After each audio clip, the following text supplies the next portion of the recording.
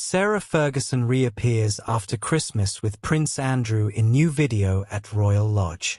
Sarah, Duchess of York, has shared a new video of herself in the grounds of Royal Lodge after spending Christmas with her ex-husband, Prince Andrew. Taking to Instagram on Tuesday, the mother of two uploaded a wholesome clip during which she spoke about the past 12 months and the numerous obstacles she faced along the way, including being diagnosed with skin cancer and breast cancer. Elsewhere, she spoke about teaming up with Zool, an app centered on meditation, wellness, and sleep, and spoke about how she's been able to use the tool as a way to find peace, quiet her mind, and work on her own inner strength and resilience. Hello viewers, please remember to subscribe and click on the notifications bell icon, so you will be notified whenever we upload new cookies about the British royal family. In a tranquil, green spot located at her sprawling home, Sarah, 65, told her followers, "I have really found real joy and peace. It wasn't cancer that kickstarted me into taking the shackles off my heart, but it was because of mindfulness and mental wellness, and I was searching where I could get all the incredible information about the most incredible app, where you can practice different kinds of mindfulness." Sharing a glimpse into her own routine, she proceeded to explore a small corner of her garden complete with a whimsical wooden bench situated beneath a large tree. "What I do each day is find a really quiet place, not just this place. I love trees. I like to walk in the garden and really be mindful about gratitude," she explained. "We're mindfully silent, and we're looking and thinking about just how lucky we are."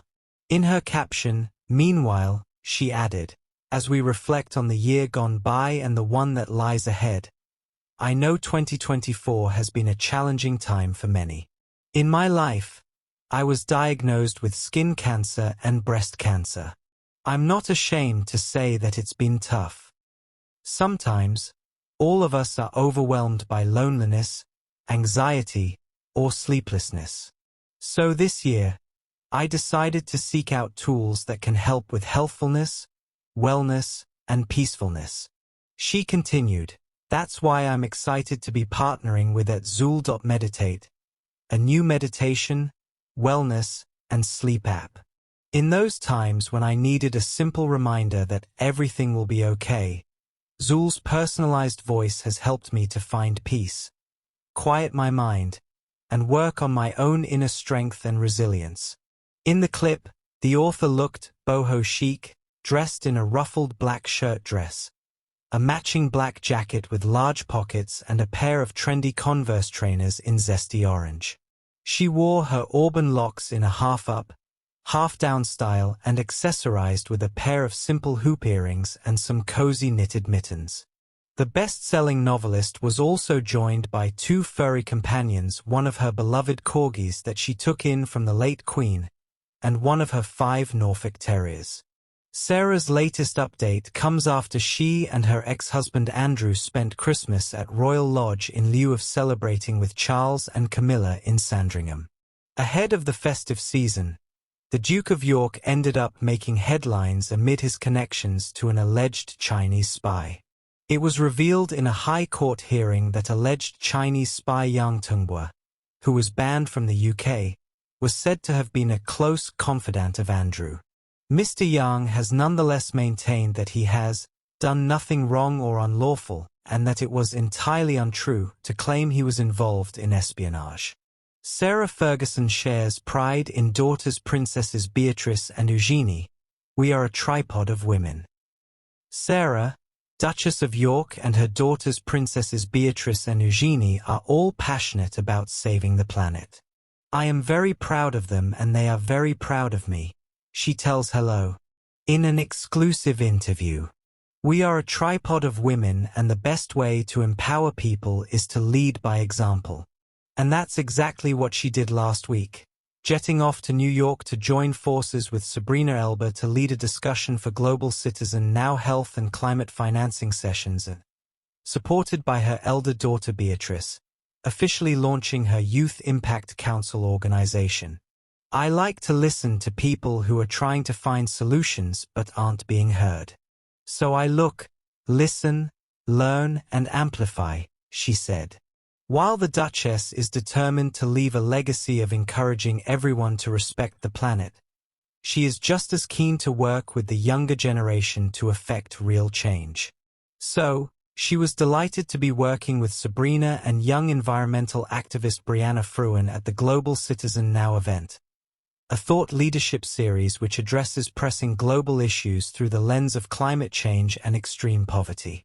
I am working with Sabrina as she is a millennial, the same age as my children. So we have her, me who is an old bag, and then there is Gen Z with Brianna. So the three of us on the stage made a very strong, compelling example of generational bridging.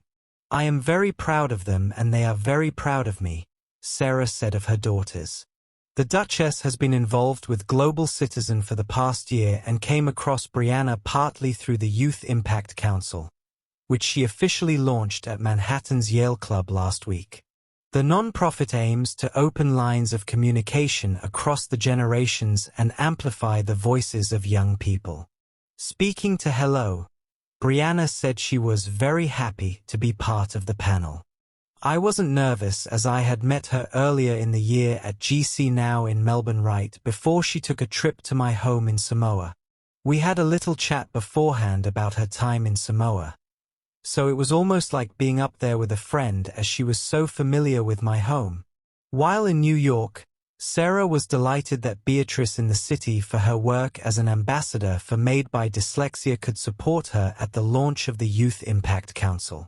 I gave a speech and I said, "Isn't it interesting that you spend all your life as a mother going to see your children get awards and you always wish you had family in the audience to say, well done. It's such an honor and a treat for me to have my daughter here to say, well done to my mummy. Here she is receiving this extraordinary moment in time at the launch of her own idea. It was the most beautiful moment in my life because this is the legacy that I want to leave for my daughters and my grandchildren." Prince Harry and his father are thought to have only spoken a handful of times so far in 2024, with conversation between the pair rare. King Charles did not meet with his son when he visited the UK in May to mark the 10th anniversary celebration of the Invictus Games at St. Paul's Cathedral. Despite both being in London, it was announced that the monarch's full program meant it was not possible for a meeting of the pair. In response to the many inquiries and continued speculation on whether or not the Duke will meet with his father while in the UK this week, it unfortunately will not be possible due to His Majesty's full program, a spokesperson for the Duke of Sussex said at the time.